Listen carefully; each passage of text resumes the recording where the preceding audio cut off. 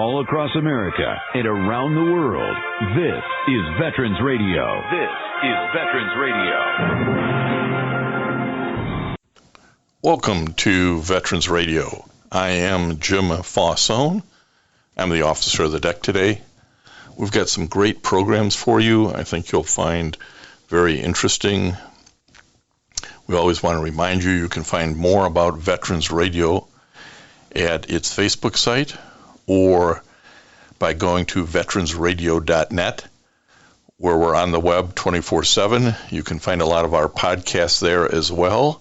We post new ones every Tuesday, so you can get a new story, a new interview, something you didn't know before by going to veteransradio.net. And before we get started, we want to thank our sponsors. First up, we want to thank National Veteran Business Development Council, nvbdc.org. It was established to certify both service-disabled and veteran-owned businesses. You'll find out how they can help your business by going to nvbdc.org. We want to thank Legal Help for Veterans. Legal Help for Veterans fights for veterans' disability rights all across the nation. You can reach them at 800-693-4800 or on the web at legalhelpforveterans.com. We want to welcome to Veterans Radio today Lieutenant Commander in the Navy Reserve, Amy Forsythe, but we really want to talk about some of her early part of her career because she's been in the military, both active duty and in the reserves for about 30 years. Amy, welcome to Veterans Radio. Oh, thank you, Jim. Great to be with you today. Well, this is interesting because you've had a fascinating career as a military combat photographer and in the public affairs area, and you've really been all over the world. But let's back up. How did a nice California girl like you end up in the military, and specifically the Marines? Well, thanks. Yes, I was born and raised in Northern California, just north of San Francisco. And, I kind of grew up in the backdrop of San Francisco back then in the 80s, 70s and 80s was a real military town. The Navy and the Marines had bases there, and the big Fleet Week demonstrations, the flyovers, the demonstration. And I grew up with that, but my grandparents also served. So my grandfather was a Marine and my grandmother was an Army nurse, and they met during World War II in the island Pacific island hopping campaigns on the island of Guam and Saipan. And so I spent a lot of time with them and heard their stories about service and the war. And I just was drawn to it always. I just felt that this strong calling to join the Marines. And at the time, in the late 80s, early 90s, it really was not very popular thing to do, but I was drawn to it. And luckily enough, I was healthy and able to serve. And so I hunted down the recruiter and told him I wanted to be a Marine. And so got me a seat in a very prestigious role as a combat correspondent, a military journalist. And I just pursued my passion of storytelling and sharing the courage it takes to serve in the military, and was able to really master using a camera and learn how to tell stories. So it's interesting because it isn't a typical career path, right? It is, particularly for Marines, everybody's trained to be a rifleman. Was it something that you said, hey, I want to be a photographer, I've got this skill set, or you got to teach me a skill set, or how did that passion develop? Well, I was sort of always interested in journalism. I look back now and go, what point did I get interested? I was on the yearbook staff in my high school, and I loved taking photos, and I love people. We kind of got to be a people person and curious, always got to be curious about how things work, what's the backstory. And so that's really when I found out that the Marine Corps had this type of job, I said, I can be a Marine and tell stories. That was a perfect combination for me. So movies like Full Metal Jacket with a character named the Joker, who was a combat photographer, combat correspondent in Vietnam. That was sort of made a big impression on me. And other movies, of course, like Top Gun and that era in the 80s of when the military was having a resurgence of attracting, the next generation. I was very intrigued. So when you went into the Marines and went down this career path, was this at the time in your mind in lieu of college, complementary to college? Hey, this is how I'm going to get to a college degree. What was that part of the thinking? Yeah, I was not a very good high school student whatsoever. I went to an all-girls Catholic school, and so very competitive. Girls went on to college. That was the goal. Very, very strong emphasis on going to college, but I didn't have the means and I did not have the grades at all to do that. And so, although I joined the Marine Corps when I was 22, which seemed very much older, so I did work and I made an attempt to go to junior college because my parents were like, just try to go to college first. If you don't like that, then join the military, join the Marines. So I did. And it was just a calling and I just didn't want to have any regrets. And so I made my way through about 2 years of school in 4 years. I just felt that if I wanted to do this, I'd better do it at an earlier age than later. So the timing was right for me. It was just after Desert Shield, Desert Storm. And I was so inspired and motivated by what I was seeing on TV, and I was just so drawn to it. So I got in the pipeline at the age of 22, joining the Marines. So I was one of the older ones. But ironically enough, I ended up leaving. Once I left active duty, I ended up graduating from college, going on to get my master's degree. So I always say I was sort of a late bloomer. So while I wasn't necessarily focused on college right after high school, I just think I needed to travel and get out of my hometown and work and really learn some work ethic and meet some people. Then I was ready for college and to sit down and settle down and make those studies happen. So I ended up getting my degrees, but just in a different order. I reordered that. We see a lot of people who do that, who serve and then they go to college. And in your instance, you went on to get a Master's of Science in Global Leadership. That in part, I'm sure, was prompted by you'd been all over the world in your assignments as a combat correspondent and photographer. Tell us some of the assignments that you had. Well, sure. So my first duty station actually was at Guantanamo Bay, Cuba, the Navy base in Guantanamo Bay, Cuba. So this was just coming off the movie A Few Good Men, if you recall, where the scene was set on the base. So I was a little worried about what to expect, but I served there working in the radio and television station that was there meant for the troops. And just so happened that the year that I was there, we had a big mass exodus of Cubans and Haitians that tried to come to America. You might remember, your listeners might recall the big exodus. It was in 1994.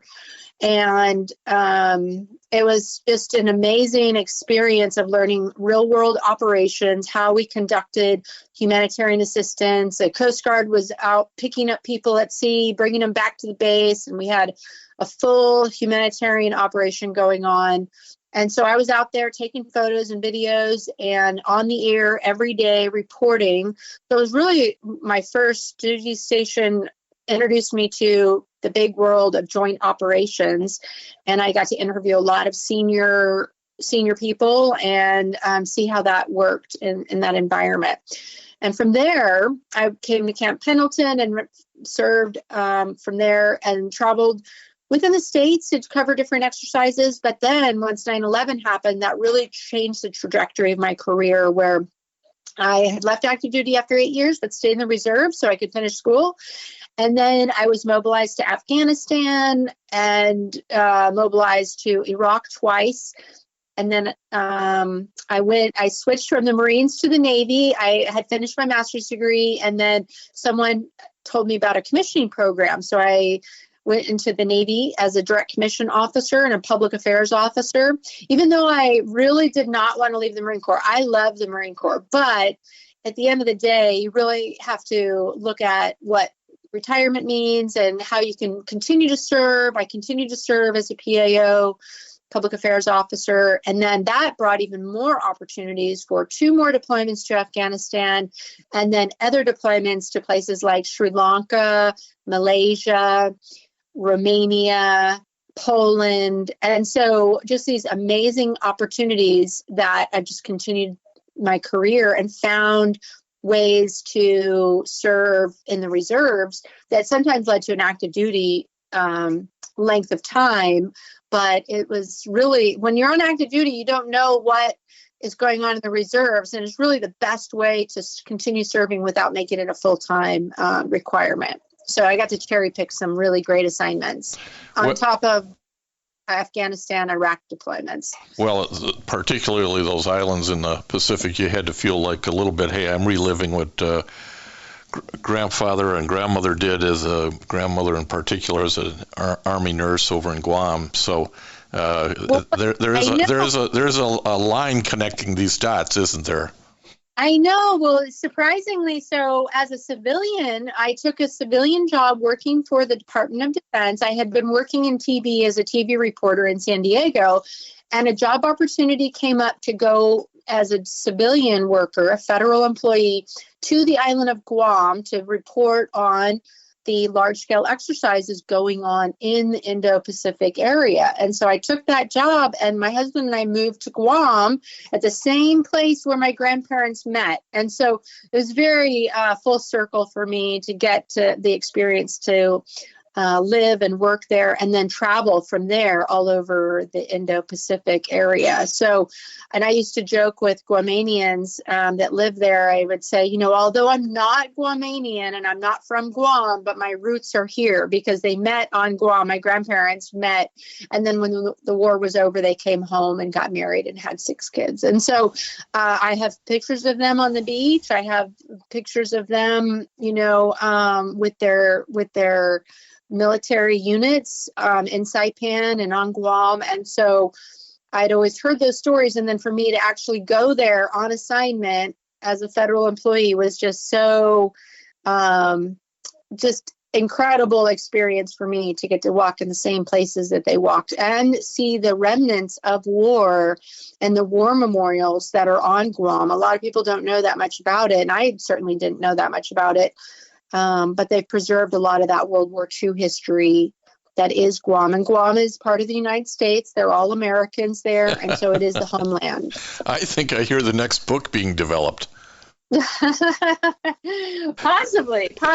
It's in my back pocket. Yeah, you know? Absolutely. So what the way that Amy's book came to me is really something I want to touch on as well, because she was honored by being inducted into the San Diego County Women's Hall of Fame this year as a combat photographer, and so that was another way in which your story, which is pretty unique, got to be shared with other women, other girls, other families in the area.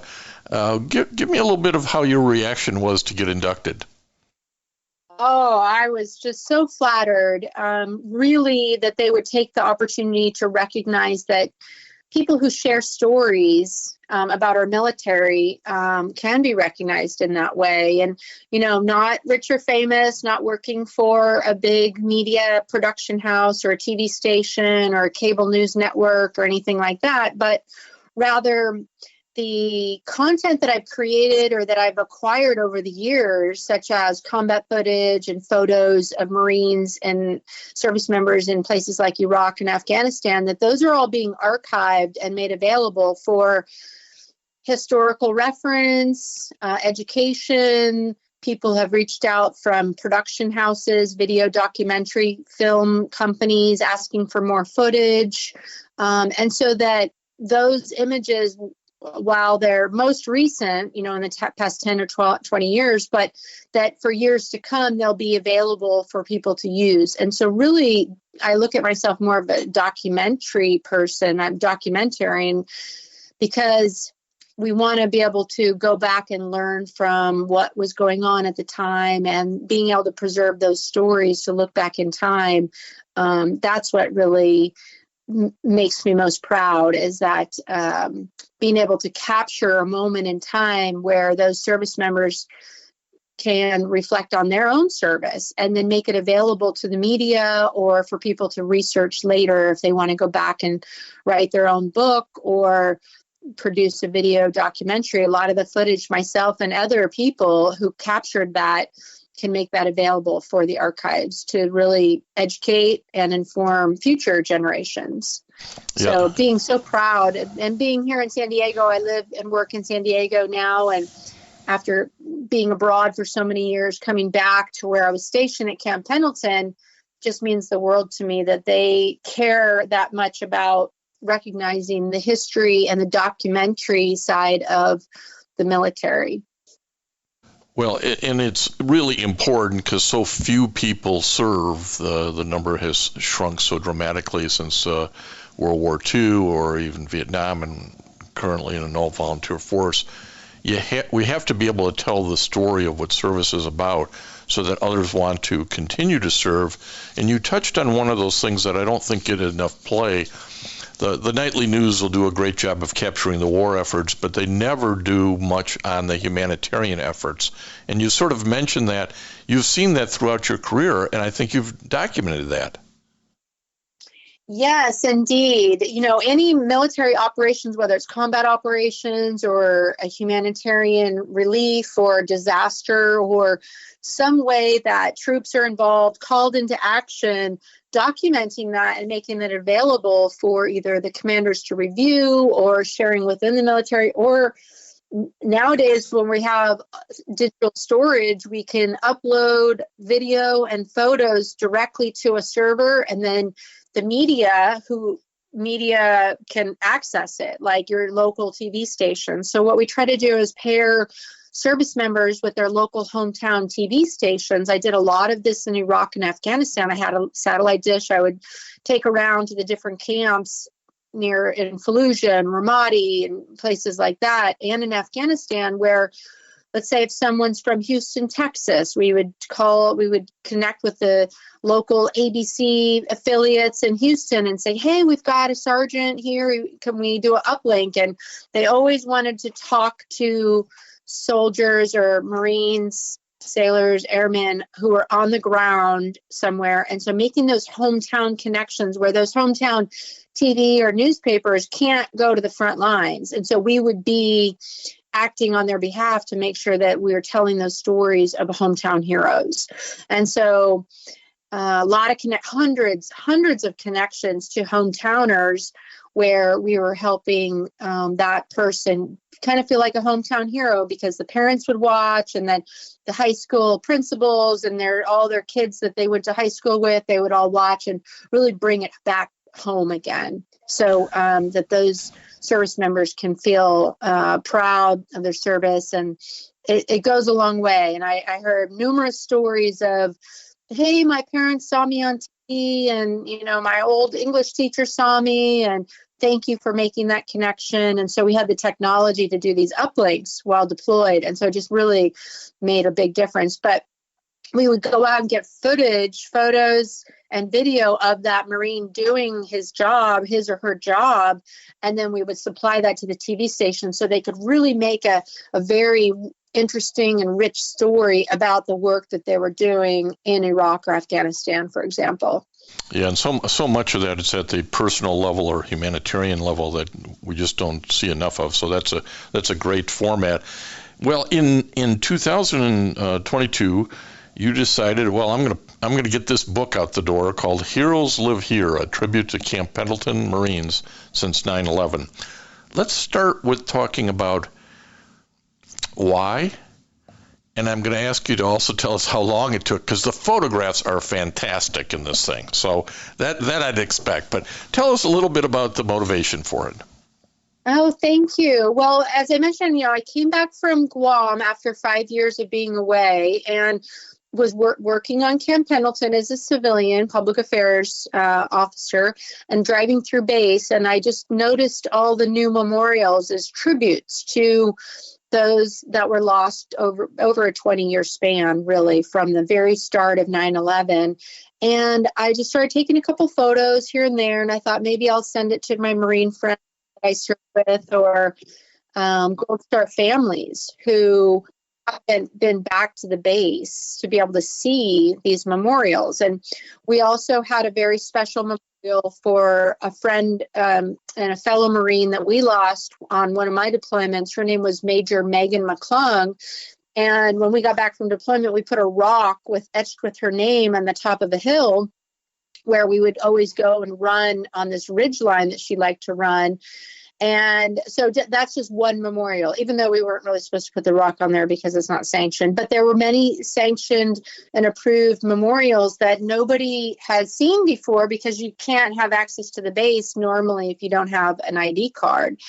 And so I started taking more and more photos and learning more and more backstory. And I did some research and found out that more Marines from Camp Pendleton were either killed or injured in Iraq and Afghanistan than any other one base or station in America.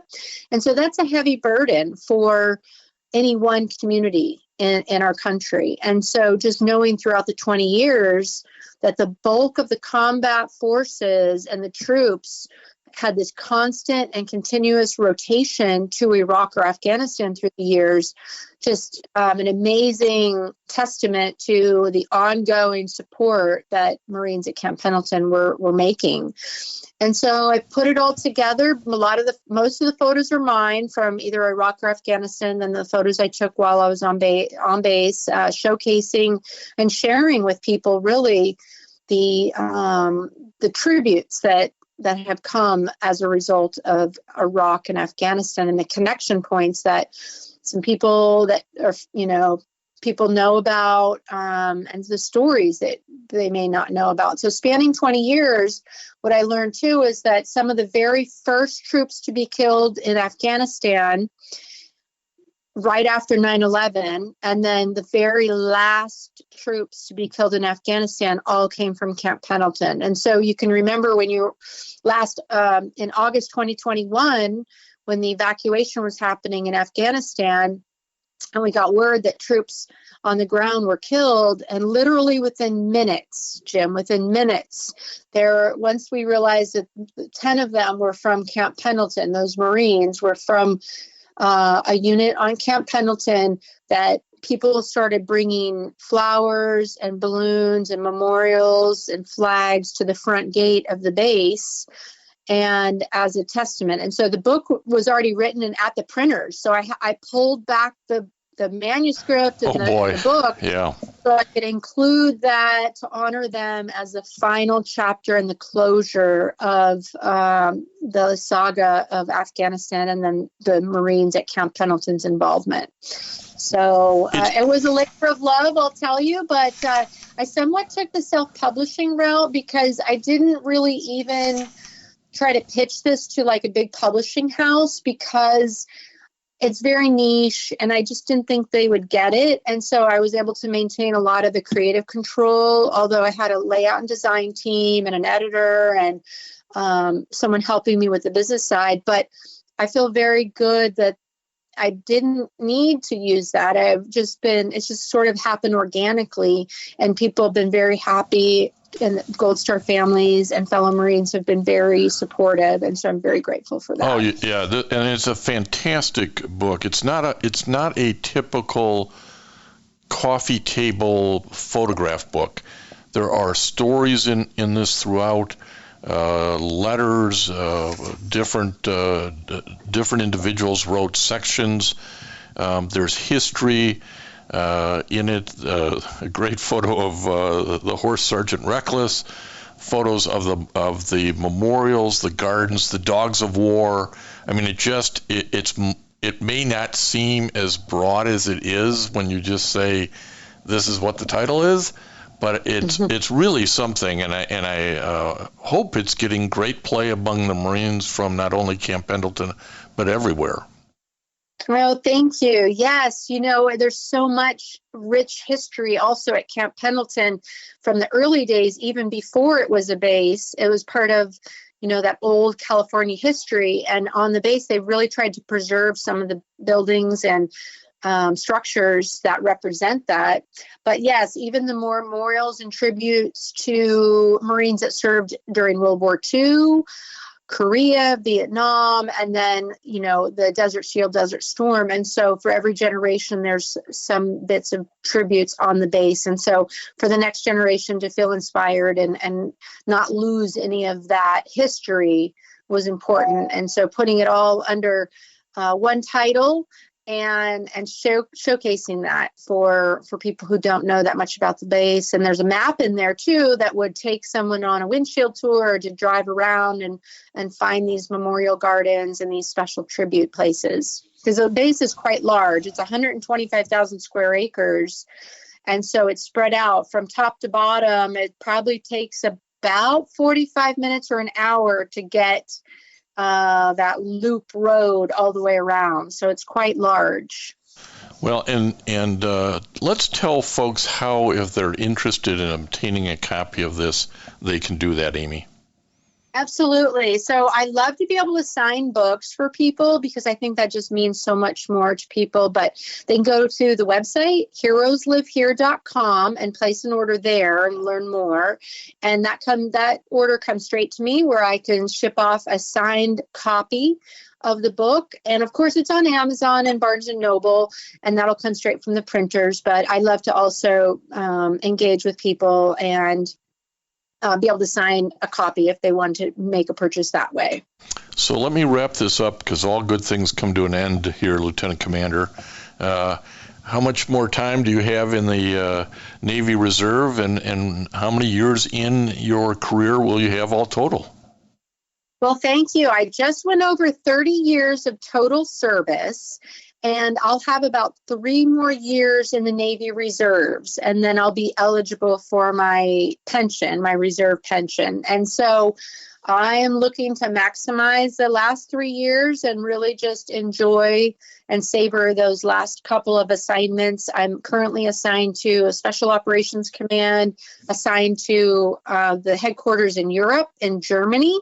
So I'm looking forward to my summer training evolution in June, and this year I'm reporting that way. So just a few more years, and I'll be enjoying the last few years and making sure that I pass down any information to the next generation and pass the torch. And they have a lot of complex challenges ahead of them in that next generation. So now is the real time where us who are kind of aging out and moving on need to pass down the information to set them up for success. Oh, absolutely. And you've seen such a shift in storytelling as a military combat correspondent and photographer from an age when they used cameras with film to this whole digital media now, which is a whole new thing.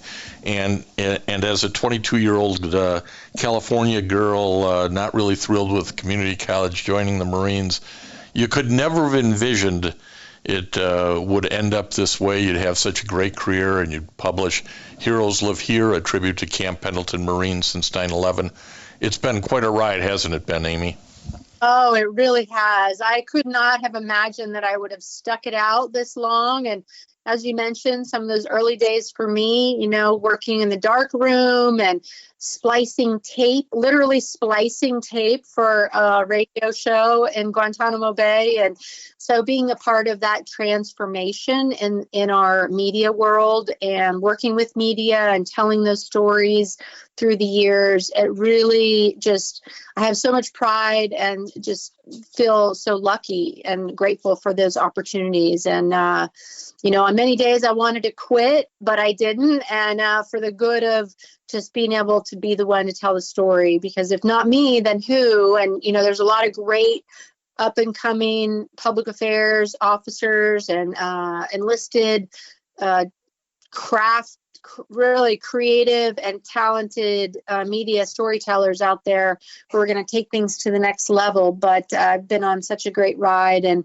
met so many great and wonderful people that just really shaped my career, and I just couldn't ask for a better final tour. But transitioning to the veteran space, there's so much room for growth and so many ways to help those veteran families and, be a part of that next generation of military veterans. There's so many great stories still left to tell. So as you are doing. Absolutely.